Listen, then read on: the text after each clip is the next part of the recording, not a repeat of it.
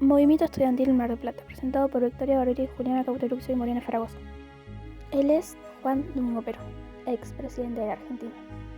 En 1973, después de casi 18 años de exilio, Juan Domingo Perón volvió a la Argentina y fue elegido presidente por tercera vez. Su regreso generó muchas expectativas, especialmente entre los sectores populares y los trabajadores, y los jóvenes que creían en su proyecto político. Pero también había muchas divisiones internas dentro del peronismo. Por un lado, sectores más conservadores y por el otro, una juventud que pedía cambios más profundos, vinculada a la izquierda y a la participación popular. Estas diferencias generaron conflictos incluso dentro del movimiento estudiantil. Y en 1974 Perón falleció y asumió su esposa Isabel Perón, en un clima político cada vez más inestable. Durante su gobierno crecieron grupos parapoliciales como la AAA y la CNU, que perseguían a militares, estudiantes y trabajadores por sus ideas. Ahora voy a pasar a explicar un hecho que ocurrió hace muchos años en La Plata, no precisamente en Mar del Plata, pero es algo que es triste y que tiene que ver mucho con el movimiento estudiantil.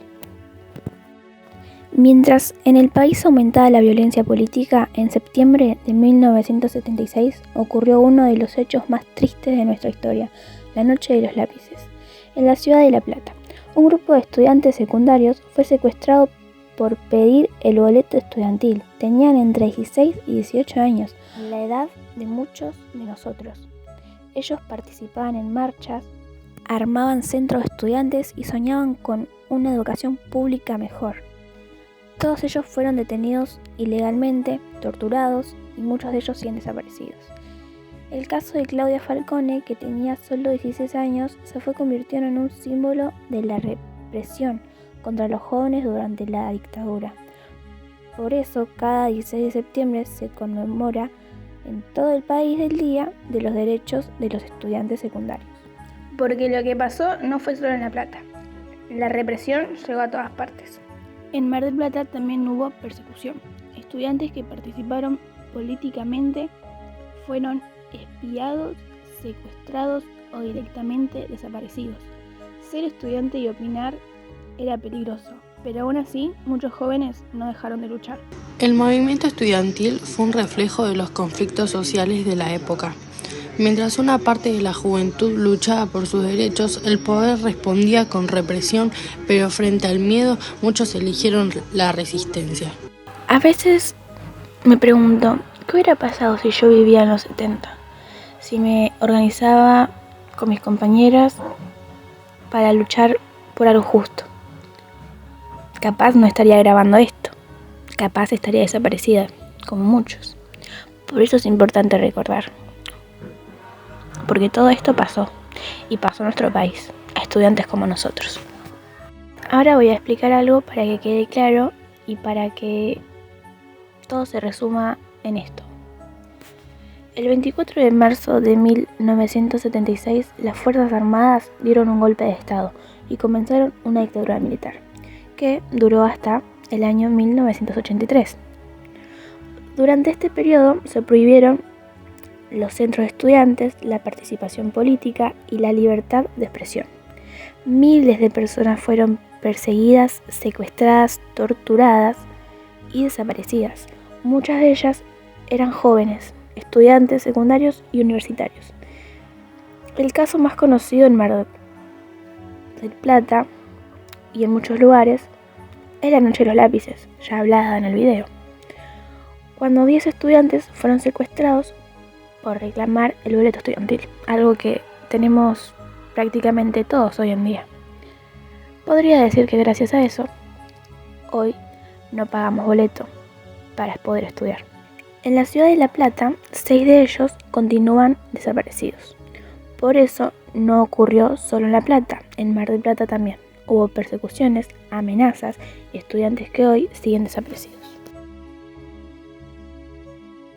En Mar del Plata, durante los años 70, el reclamo por el boleto estudiantil surgió por la necesidad concreta de muchos jóvenes, que tenían que viajar largas distancias para ir a la escuela o el colegio. El transporte era costoso y muchas familias no podían afrontar ese gasto todos los días. Por eso, los centros de estudiantes empezaron a organizarse y a exigir un boleto con descuento o gratuito, que reconociera el derecho de la educación. En esa época, los estudiantes realizaron movilizaciones, juntaron firmas y presionaron a las autoridades municipales y provinciales para que se implementara esta medida. En algunos casos, lograron ciertos beneficios parciales, como descuentos limitados o boletos especiales durante el ciclo lectivo, pero no siempre eran suficientes ni se cumplían en todos los barrios. Durante la dictadura militar, este tipo de reclamos fueron frenados. Hubo una fuerte represión a toda forma de organización estudiantil. Por lo tanto, la lucha por el boleto quedó silenciada durante varios años. Sin embargo, no desapareció. Muchos jóvenes seguían discutiendo el tema dentro de las escuelas o en reuniones más pequeñas, aunque con mucho cuidado. Con el regreso de la democracia en 1983, los centros de estudiantes volvieron a activarse en Mar del Plata. Se retomó la lucha por el boleto estudiantil, esta vez con más fuerza y participación. Se realizaron marchas, asambleas y gestiones ante el Consejo Deliberante. Aunque el boleto no se aplicó de manera total y uniforme, se lograron avances importantes como tarifas reducidas en ciertas líneas y reconocimiento oficial del reclamo. Así, el boleto estudiantil en Mar del Plata fue resultado de años de lucha colectiva, organización y perseverancia, marcando una etapa de participación activa de los jóvenes en defensa de sus derechos. Durante los años 70, ser joven y pensar distinto podía costarte la vida. El movimiento estudiantil fue parte de algo mucho más grande, un momento de fuertes cambios sociales y de lucha sin miedo. Los estudiantes no solo querían un boleto más barato, querían participar, ser escuchados, ser parte de un país más justo. Ese deseo generó conflictos con el poder y la respuesta fue la represión. Pero también hubo resistencia en las marchas, en los centros de estudiantes, en la palabra y en la memoria. Hoy, a más de 40 años, nosotros también somos estudiantes y aunque las luchas sean distintas, seguimos teniendo una responsabilidad, no olvidar por qué los países siguen escribiendo y la historia también la escribimos nosotros.